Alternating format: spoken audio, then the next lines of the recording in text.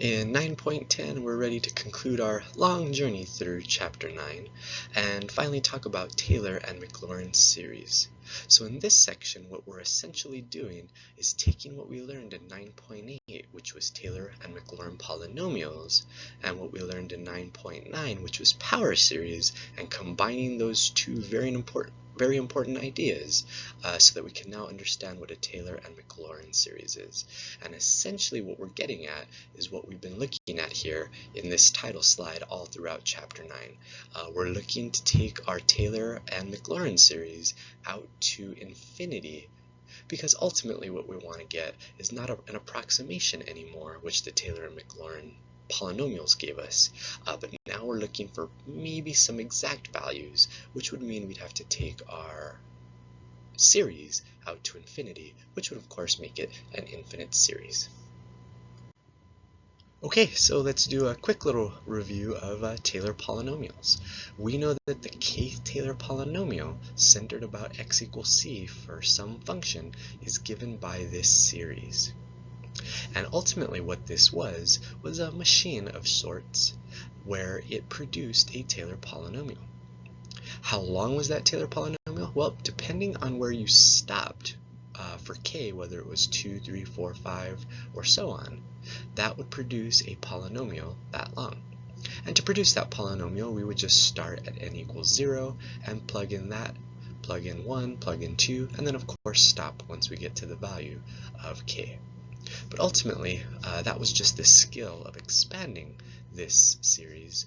But what we realized is that once we expanded this series, that polynomial served as an approximation for some function. What was that approximation? Well, it could have been good, but it wasn't exact. And especially this Taylor polynomial was good when the number we were approximating was close to our center point. Once we kind of practiced all those problems, we realized that maybe there was a possibility of getting an exact value. And we kind of talked about that just very briefly, but ultimately, if we want to get an exact value, all we need to do is let that k increase, and we want to let that k go to infinity. The Taylor series that's centered about x equals c is given by this formula right here, and it's the same as the Taylor polynomial formula. The only difference is that now it's an infinite series. And once it's an infinite series, that will give us an exact value for functions, not just an approximation anymore.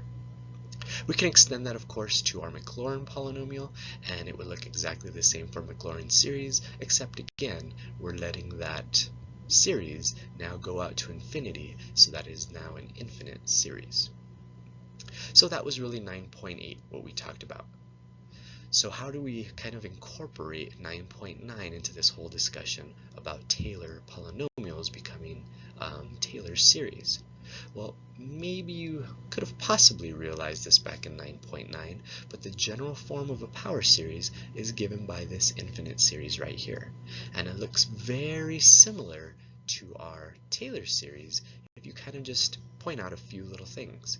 This x minus c to the n is right here in our Taylor series. So ultimately, a power series is just a Taylor series. It's just a special case, in a sense. A Taylor series is just a special case of a power series where that a sub n piece in front of our x parentheses is given by the nth derivative over n factorial. So once we kind of tie those two things together, we can now say something very important. If a Taylor series converges, and we can show convergence again because of the ratio test from 9.9 that we applied to power series. If we can prove that a Taylor series converges, then we can now say that our function is not approximately equal to this infinite series right here. It is exactly equal to that infinite series. So that's a very important point, that now we're dealing with exact values. If we're dealing with the Taylor series that converges, and that's the key. If the Taylor series doesn't converge, then of course we're not going to say that our function is equal to that Taylor series. But certainly if it does converge, that's when we can come to that conclusion. So how are we going to determine where a Taylor series converges? Because if you recall in 9.9, we were talking about intervals of convergence for power series. So if a Taylor series is going to have an interval of convergence, that's when our function is going to be an exact value. And the way we determine that is by using the ratio test to find that interval of convergence, just like we practiced in 9.9. Okay, these next two slides are going to be dedicated to me showing you where 3 of the 4 Taylor series that you're going to have memorized come from. I guess ultimately after these 2 slides, you really just need to dedicate those 4 things that you're going to have memorized to memory. But I think it's important to kind of see where these come from just to get an appreciation, so it's not just a formula that was just given to you. So we want to design or develop here the Taylor series expansion for f of x equals e to the x that's centered at 0. So let's go ahead and start with our Taylor series formula. Of course, we're looking to plug in some stuff here, but appreciate back in 9.8, you were told to write a maybe 3rd or 4th degree Taylor polynomial for e to the x, and we actually did that back in 9.8. So we listed off all the derivatives, we plugged in all of our x values, and then we wrote out the Taylor polynomial.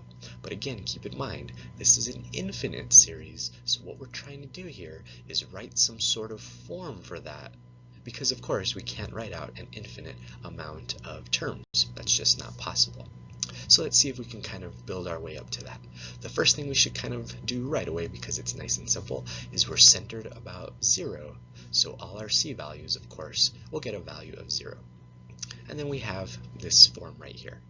So just like we did with Taylor polynomials, we're going to do the same thing for Taylor series. We need to find all the derivatives of our function. Back in 9.8, we either found 2 or 3 or 4, depending on how big our Taylor polynomial was. Here, we theoretically need an infinite amount of derivatives. So the reason we're choosing to kind of do this one here as a kind of derivation or showing where a formula is going to come from is because luckily the function e to the x has every derivative the exact same thing. The nth derivative of our function is always e to the x. Whether it's the 1st, 2nd, 3rd, 4th, or 1000th derivative, it's always e to the x. The second thing we can do is evaluate our derivative at 0. We're centered about 0 here, so of course we want to evaluate all our derivatives at 0. And again, luckily that's a nice easy thing to do. E to the 0, which is our derivative always, would just be equal to 1. So we can actually simplify our Taylor series over here. We can plug in what we know. We know that the nth derivative at 0 is always equal to 1. These two are the same value.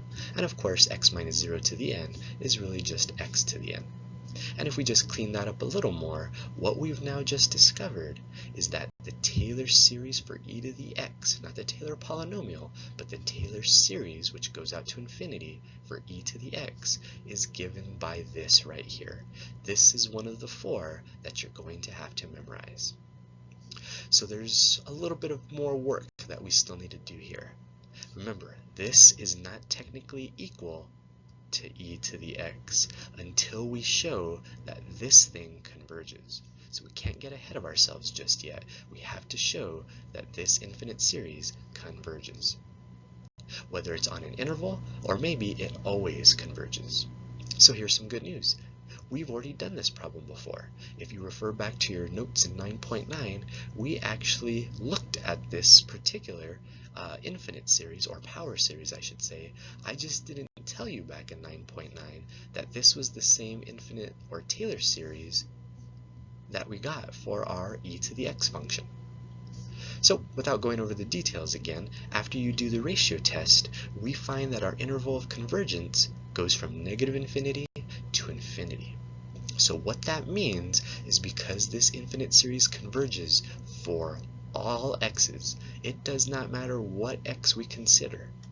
It turns out that e to the x, the function e to the x, is equal to this infinite series right here for every x value you can think of.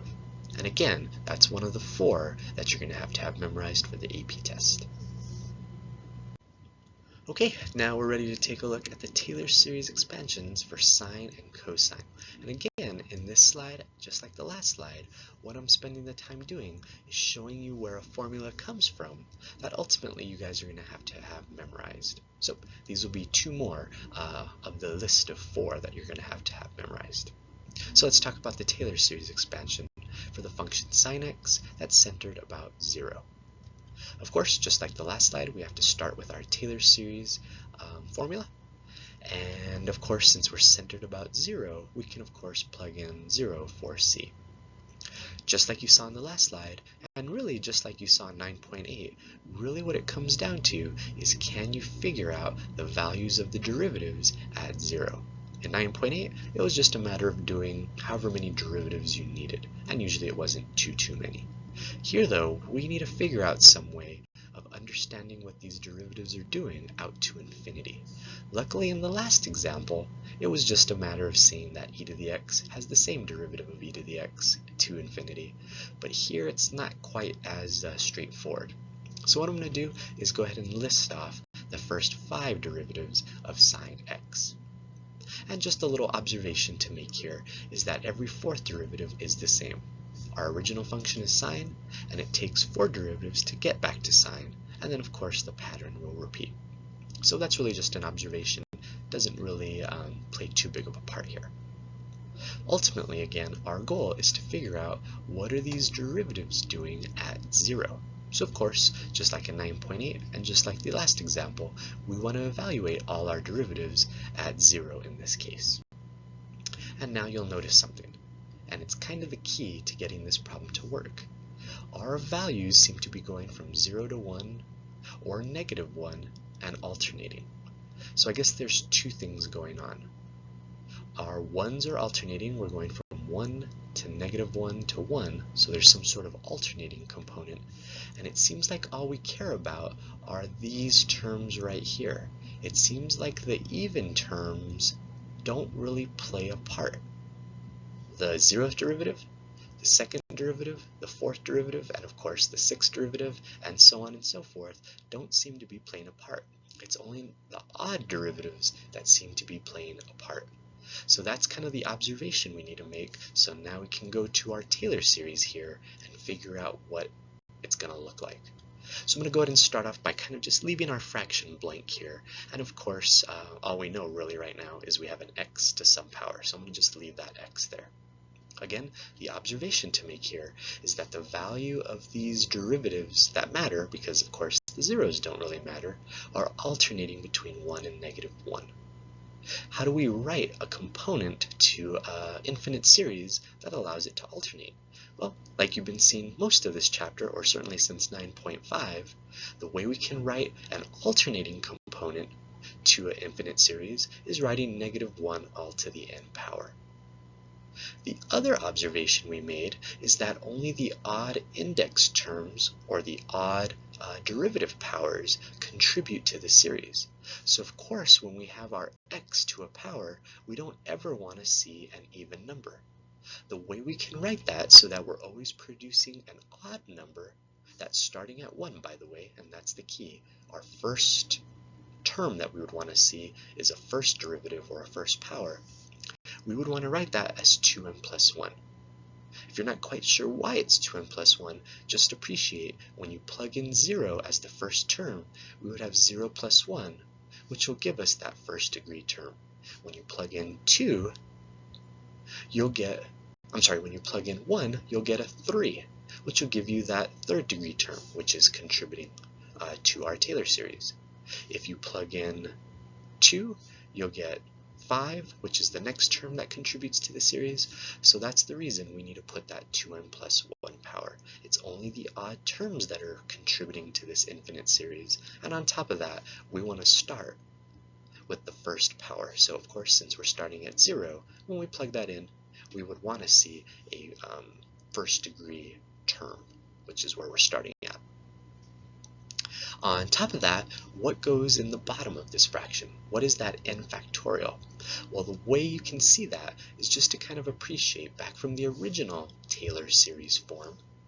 If this is n, if this is n, this is also n. Those three are matching. So if our n here in this case is 2n plus 1, then of course the bottom of this fraction with the factorial would have to be a 2n plus 1 factorial. Ultimately, the conclusion we're coming to is that this Taylor series now will be the Taylor series for sine of x. We're not going to talk about converging yet, but I just kind of want to stop there so that now we can transition to cosine. Cosine, I'm not going to go through this whole discussion with again because it's essentially the same thing, just not identical. Just appreciate that if you were to write out all the derivatives of cosine, we would have to observe that only the even index terms contribute to the series. And because of that, really all that changes is it's still going to alternate. So we're going to have that negative 1 to the n component, which will make the series alternate. And then the way we're going to write an even index term is instead of 2n plus 1, we'll just put 2n. And again, just like we talked about, the bottom of that fraction with the factorial needs to match this power. And again, that just comes from the fact of our Taylor series formula up here. That power and that factorial are the same. They're the same n. But of course, in this case, it's 2n. So we're going to be dividing by 2n all factorial. So there you go. Those are the Taylor series forms for sine and cosine. Unlike the last slide, I'm not going to spend the time to go through this part, but as it turns out, the Taylor series expansion of cosine and sine converge for all x values. If you were to do the ratio test on your sine power series and your cosine power series, you would find that the answer would be negative infinity to infinity for the interval of convergence, which means that sine x is equal to this infinite series for all x values, just like e to the x was. Same thing goes for cosine. That power series, when you test it using the ratio test, will converge for all values of x. So we know that cosine x is equal to this power series as well. Okay, so after those last two slides, bottom line is, now that you've seen where 3 out of the 4 formulas that you're going to have to memorize come from, it really is just a matter of committing these to memory. It's nice to be able to show where these things come from, and I think it was a worthwhile process going through those last 2 slides. But again, bottom line is, you're just going to have these 4 power series memorized. So the one I didn't go over is 1 over 1 minus x. That function is equal to the infinite series x to the n. And I'm kind of going to leave that out of each of these steps, but just appreciate this is just the power series x to the n. For e to the x, we again already proved that that's x to the n over n factorial. And again, I'm leaving off the infinite series notation, but just kind of realize it's there. I've just listed off all the terms.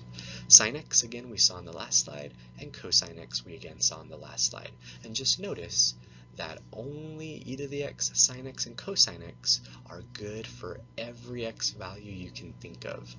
Our first one, which we didn't derive, 1 over 1 minus x, is only good from negative 1 to 1, and we can't include negative 1 or 1 on top of that. Okay, so again, as long as you can commit these to memory and use them when we need them, that'll kind of be the goal. The other thing I can mention here is you certainly need to have these 4 memorized, but it is also helpful to have the expansion memorized too.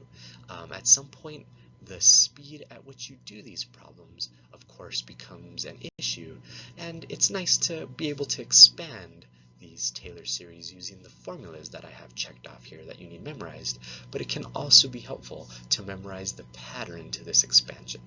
I'll kind of let you design your own maybe way of memorizing this, but that's just a little observation to make, is that sometimes knowing the expansion with the formula will save time.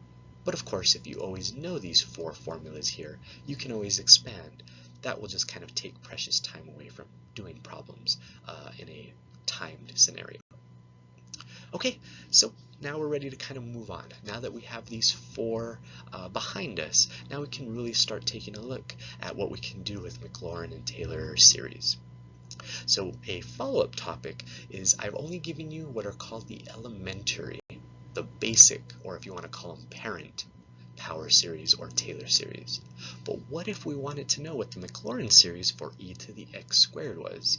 Well, I suppose we could do what we did in the last two slides, and that is find all the derivatives, look for a pattern, substitute all that stuff into our Maclaurin series form. But here's the good news. There's a way to manipulate our known series. And by the way, our known series are all of these series up here. That's why they're called our known ones, because you're going to have them memorized. So how can we manipulate a known series to figure out another series? Well, as it turns out, we're not going to do what we did in the last two slides. All you actually need to do, and here's the almost too easy reality here, all you need to do is substitute x squared for x in your known Maclaurin series for e to the x. So we know e to the x is equal to the infinite series x to the n over n factorial. And it really is just a matter of taking the thing that's different. Instead of x, it's now x squared. We're going to take that x squared and substitute it in for x. So think of this like function notation in a way. If I told you to evaluate f of 1 back in an algebra 1 kind of scenario, you knew to take that 1 and replace it for x. Well, in these kinds of problems, it's somewhat similar in that we're taking this x squared here, because it used to be an x, and we're replacing it for x. So e to the x squared would be equal to the infinite series x squared all to the n power over n factorial, and of course we can simplify that to be x to the 2n. When we have a power to a power, we multiply. So as it turns out, the Maclaurin series for e to the x squared is the infinite series x to the 2n over n factorial. A really powerful technique if you really consider we didn't have to go through that whole mess of what you saw right here, like we did a couple slides ago. So just keep that in mind. If you ever need to find a Maclaurin or Taylor series for one of your known series, it's just a matter of substitution. Okay, another little example of how we can manipulate a known Taylor or Maclaurin series to get one that we don't know. And in this case, we want to write the Maclaurin series for cosine of x squared. Now, again, if you didn't know about this little technique, theoretically you'd have to take all the derivatives of cosine x squared and try to find some sort of pattern and apply that to your Taylor series formula. And just kind of appreciate how bad this could get really quick. If you were to take the first derivative, we'd get negative 2x sine to the x squared by the chain rule. And then to take the second derivative, that would be a product rule. I won't go through those steps, but you can already see right at a second derivative, this thing is getting really messy. A third derivative would be even worse, a fourth derivative would be even worse, and it just, kind of snowballs after that. So luckily, we don't have to go through that process. All we need to do is know how to manipulate one of our known series.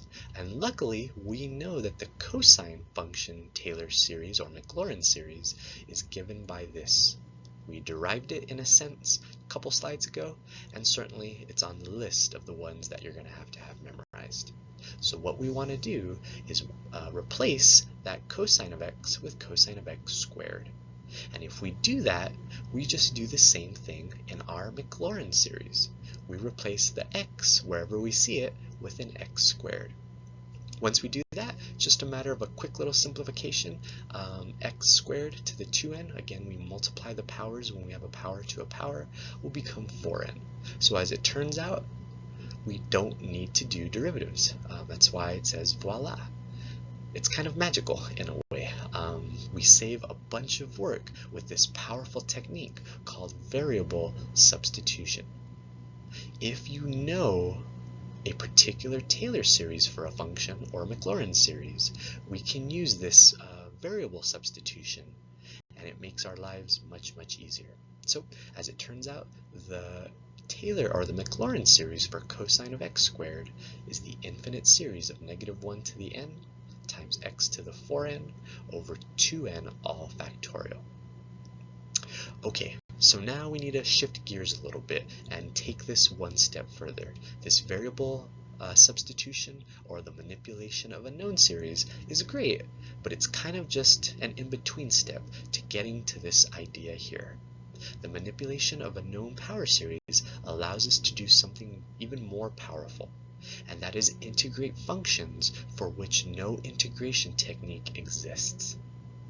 So bear with me here, but this is going to be somewhat of a shift in our integration or the way we look at integration.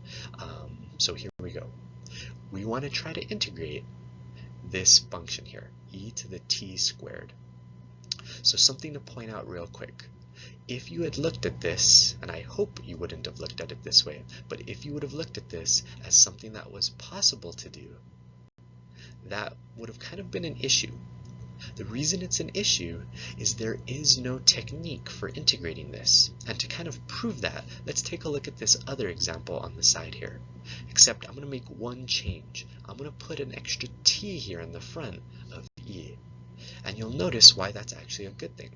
If we use a simple u substitution, we'll get a t dt, which will take care of this t dt. In other words, this u substitution will work out because there is this extra t right here. The problem with our original example over here is that there is no t here in the front of e. And because of that, there is no way to integrate e to the t squared, especially because this power is not a plain t. So we're kind of stuck. There'd be no way to do this until you take this one fact and apply it. We know from the previous slide that e to the x squared is equal to this infinite series right here. And that's the key. They are equal to each other. So theoretically, if for some reason a problem had e to the x squared and you couldn't use e to the x squared, we could use this instead. Remember, that's what an equal sign means. Both of them are the same thing. So again, if we ever saw a problem where e to the x squared was kind of hurting us because it was there, we could always use this infinite series instead, and maybe it would work out.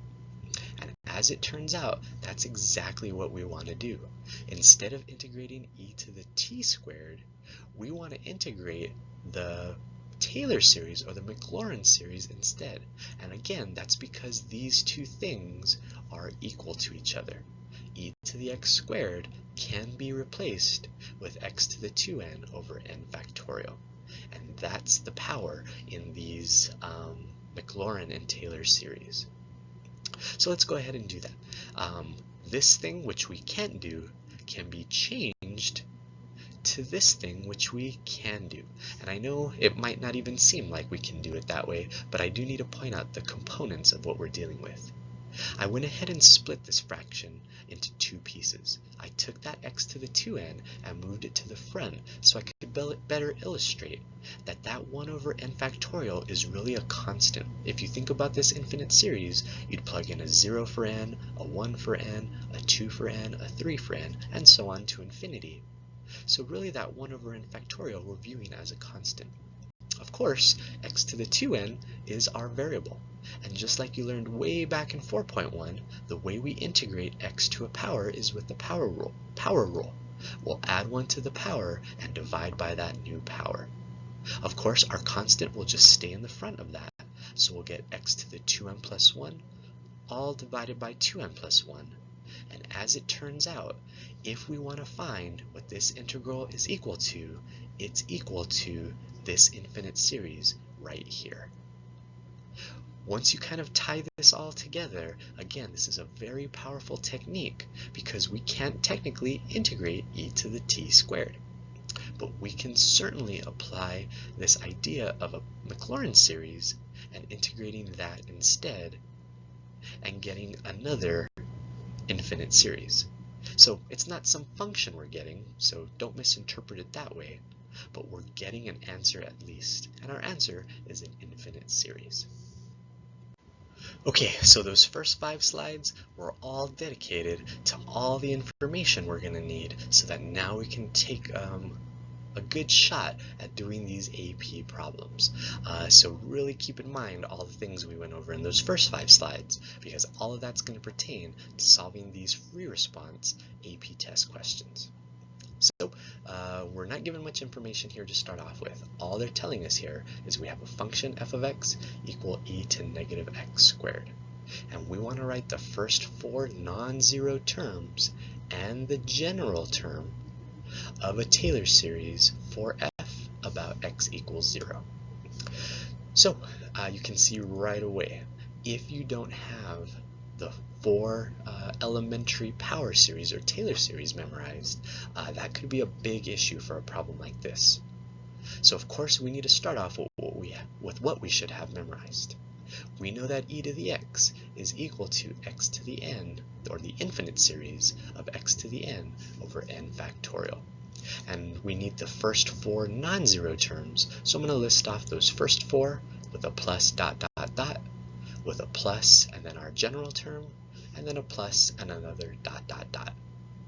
It's very important to show it that way, so that now we can show that we're about to substitute in a negative x squared for the x. Why are we doing that? Think back to a couple slides ago. We know that we can use that thing called variable substitution to take an elementary, or maybe parent, if you want to call it that, Taylor series, and make it into a new one so that we can manipulate it that way. So that's what we need to do. We need to take all of those x's and replace them with negative x squared. So of course e to the x becomes e to the negative x squared. That first x becomes negative x squared. The x squared will become negative x squared squared. The x cubed will become negative x squared cubed. And then in our general term, we'll have negative x squared to the n power. The other thing I'm going to do, but you don't have to do, is I'm multiplying out the factorials. 2 factorial, 3 factorial, which become 2 and 6. But we don't technically have to do that on these free response questions. We should definitely clean this up a little bit because while you don't know this, parts B and C possibly are going to need us to kind of see this a little bit more simplified in a sense to make our life easier on those problems. So the one thing I'm going to point out here in our general term is that we really have a negative 1 times x squared all to the nth power. And when you realize that, it's really just a matter of giving that n power to both of those pieces. So our Taylor series for e to the negative x squared is 1 minus x squared plus x to the 4th over 2 when you simplify that fraction, minus x to the 6th over 6 when you simplify that 4th term. And then our general term becomes negative 1 all to the n power times x squared to the n power, which is x to the 2n, all divided by n factorial. And again, that's combining that idea of knowing 4 of the elementary Taylor series with that idea of variable substitution. So now we can take this one step further here in part B. We want to write the first 4 non-zero terms and the general term of the Taylor series for this integral right here. So here's the good news. We kind of did this problem in a sense in the last slide, except it was e to the t squared. The only thing different here is we also want to write out the first 4 non-zero terms. So I guess bottom line is this. We need to set up this integral. We're trying to find the integral from 0 to x of e to the negative t squared. And of course, that's what we're going to apply from part A. We're going to integrate all of that mess right here. And the only extra change we need to make is now instead of x squared, we're dealing with a different variable t. So it's instead of 1 minus x squared, it'll be 1 minus t squared. And then all those x's get changed to t's. So again, all we're doing here is we're integrating our Taylor series instead of this thing, which we can't do. And again, we want the first 4 non-zero terms and the general term. Okay, so literally like we learned in our very first lesson of integrating back in 4.1, if you have terms, in other words, things being added or subtracted, we can take the integral of each of these on their own. And luckily the first 4 are nice and easy. They're just very, very basic integral steps, so don't overcomplicate them. The integral of 1 would be t. The integral of t squared would be t cubed over 3. The integral of t to the 4th would be t to the 5th over 5, but there's still a 2 in the bottom of that fraction. The integral of t to the 6th would be t to the 7th over 7, but there'd still be a 6 in the bottom of that fraction. And now we're at the general term. Just like you saw in that last slide, we need to approach that stuff with the ends as a constant. And of course, that just stays in the front of what we're really integrating, which is the variable t to the 2n. And again, that's a very basic integral. Even though it doesn't look like that, we certainly haven't done integrals like that in prior lessons. Just approach it just like you did with these first 4 terms. It's t to a power, so we're going to add 1 to that power and divide by that new power, which will be t to the 2n plus 1 over 2n plus 1. Just don't forget, we're applying the fundamental theorem of calculus. We want to write the first 4 non-zero terms and the general term of this integral. So of course we still need to apply the bounds. So I'm going to put the bar notation from 0 to x. Luckily here, if you plug in the 0, all of these terms, of course, go away and become 0. And of course we're plugging in these numbers, or x, into the letter t. So luckily 0 doesn't contribute anything. So if we plug in x wherever we see a t, we'll end up with x minus x cubed over 3 plus x to the 5th over 10 minus x to the 7th over 42 plus a dot dot dot plus our general term, which looks exactly the same, but instead of a t, it's now an x, and then plus dot dot dot. So just to kind of recap here, what we've done is we've taken our Taylor series and integrated that instead of this function, which we can't do. And because of the directions here, we had to write off the first 4 non-zero terms and the general term. Okay, continuing on with part C and D of this AP test free response question. Part C and D are now going to shift in focus a bit and kind of talk about estimations in part C, and then in part D, maybe the error involved in that estimation. In part C here, we want to use just the first 2 terms of the answer in part B to estimate the integral from 0 to a half now. So our integral that we saw from the last slide, using only the first 2 terms, will be x minus x cubed over 3.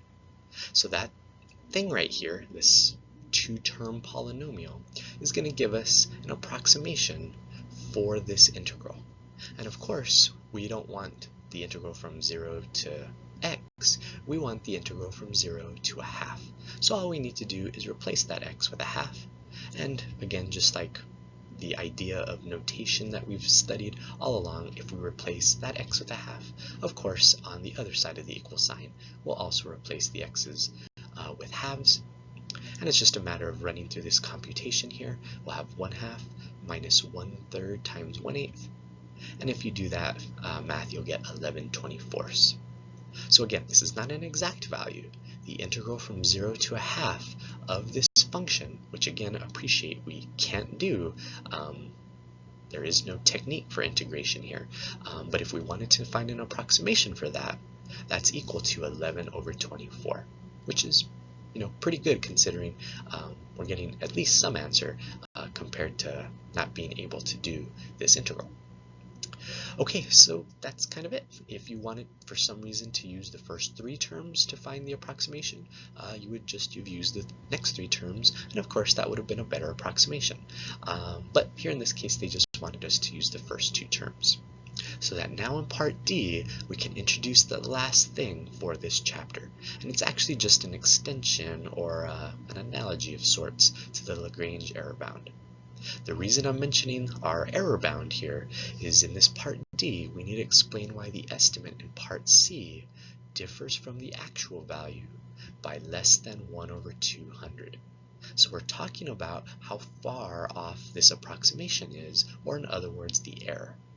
And this is again going to introduce this last little topic in chapter 9, but luckily it's way easier than the actual Lagrange error bound. And that is called the alternating series error. The reason we don't need to apply our Lagrange error bound is because, as it turns out, we're dealing with an alternating series here. And that actually simplifies the way we approach our Lagrange error bound. So you'll notice the left side of this formula is just like the Lagrange error bound. It's the exact value. Recall that f of x is your exact value. And we're subtracting away the estimate. And of course, that's our approximation. So when you subtract those two values, that is the error. But over here on this other side of the formula, so to speak, there's no big mess like you saw in the Lagrange error bound. We know, and I'm going to translate this into English here based on this little formula, we know that the error, again, which is the left side of this, is at most, because of the less than or equal to, is at most the value of the next term not used in the estimate. In other words, it's less than the next term that was not used in our estimate. Once we realize that, this is actually a pretty straightforward application of our error bound idea. So I'm going to go ahead and copy or print the answer that we got for part B. You'll notice the reason we can approach this error discussion here with this alternating series error is because we're dealing with an alternating series. We have that -1 to the n component, and that's how we know we can apply this alternating series error. And if you think back to part B, I had simplified this, or actually part A in a sense, but by virtue of that part B, I had simplified the general term to be -1 to the n, when in essence I didn't have to. And the reason for that, again, was to show that this is an alternating series, so that for part B, we could apply this alternating series error. Okay, so what it really comes down to is just setting up this little inequality. On the left side, this whole thing, remember, is f of x. It is our exact value. It would be the integral from 0 to 1/2 of e to the -t squared, which is the exact value. And we're subtracting away the estimate, which we found in part C, to be 11 over 24. That has to be less than the next term not used in the estimate. And of course, the next term we didn't use in our estimate was the third term, which is x to the 5th over 10. Of course, we need to evaluate this at the number we were plugging in part C, which is 1/2. So we'll end up with 1/2 to the 5th power over 10. And if you simplify that fraction, that's really just 1/10 times 1/2 to the 5th power, which is 1 over 32. And when we multiply those denominators, we'll get 1 over 320. Remember the goal of what this part was asking us to do. We needed to show or explain why our estimate differed by less than 1 over 200. And now you can see that that's actually the case. We found our error to be 1 over 320, which is most certainly less than 1 over 200. Okay, I'm going to round out this lesson with another example concerning Taylor polynomials. Technically, this is not the topic here at hand of Taylor's series, but the reason I saved this example for the end of Chapter 9 was in Chapter 9.8. I didn't really want to go over the whole discussion of taking derivatives and integrals of Taylor polynomials. But now that you've seen it in this lesson, I think it's a good thing to revisit so that we can apply this throughout all the topics concerning Chapter 9, so that we're not just looking at it as one section versus another section. So here we're given a Taylor polynomial that is of a 4th degree of a function f of x about x equals 1. We want to assume that f of x has all derivatives of all orders for real numbers. In part A here, we want to find f of 1. Of course, to find f of 1, that just requires that we understand how to expand our Taylor polynomial here. F of 1 would be that first term. It's really the 0th derivative at 1. So if you expand a Taylor polynomial out to the 4th degree, you'll notice our problem is showing its first term to be ln2. And you kind of can match up all the terms in the sense of their degrees. So our 0th derivative at 1, or really f of 1 here, our f of 1 is this 0th derivative at 1, and that's just equal to ln2. So it was just a matter of identification, and we really didn't need to do any work there. So how are we going to determine what the 4th derivative of 1 is? Well, you'll notice that is in our 4th degree term. And we know, just like the first two terms were equal, we know that those two terms are equal. The last terms in our Taylor polynomials are equal to each other. So we can just go ahead and set them equal to each other and solve for the 4th derivative at 1. Of course, on both sides, we can cancel the x minus 1 to the 4th power.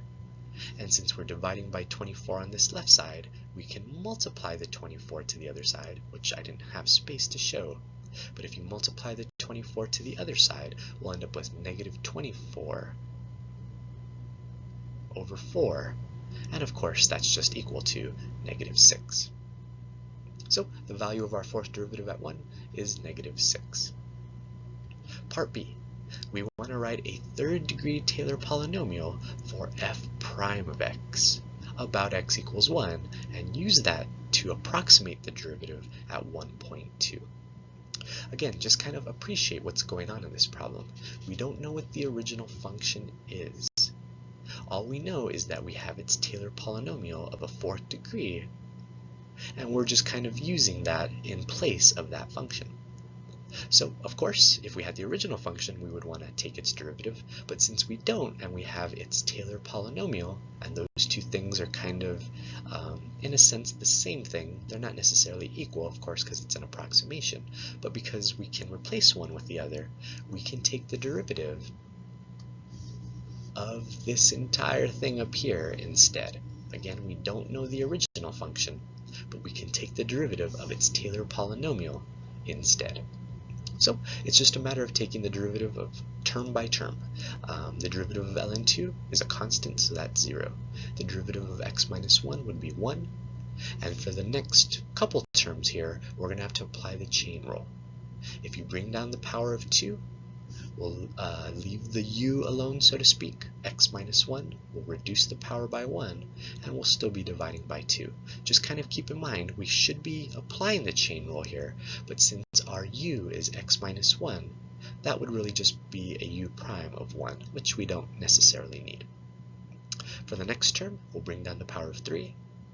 U is x minus 1, and we'll reduce the power by 1, and we're still dividing by 3. Again, just like the previous term, technically we should be multiplying by our u prime, but luckily here that's just a 1. You'll notice we need to go one more derivative. We're trying to write a 3rd degree Taylor polynomial for the derivative. So of course, when we take the derivative of the 4th power in the last term, we'll end up with a 3rd degree right here. When we reduce the power by 1, we'll get that 3rd degree Taylor polynomial that we were looking for. So that's our derivative, and now we can kind of clean that up a little bit. You'll notice how all the coefficients will cancel, the 2's cancel, the 3's cancel, the 4's cancel, and that is our derivative Taylor polynomial.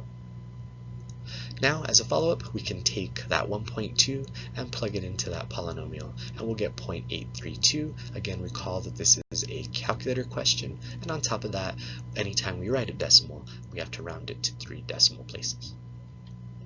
In this last part of this free response question, we're trying to write a 5th degree Taylor polynomial for the function g. And the function g is the integral from 1 to x of f of t dt. So how are we going to do that? Well, luckily, it's just a matter of taking our function up above and integrating it from 1 to x. Our function, again, is given by this Taylor polynomial up here, so while it would have been nice maybe to integrate the actual function, which we don't happen to know, we're going to instead integrate its Taylor polynomial instead. Okay, so we just need to go term by term here and integrate each of these. The integral of a constant, which ln2 is, would be ln2t. And keep in mind, we're doing this with respect to t. So I know you'll be tempted to use an x, but we're doing this with respect to t.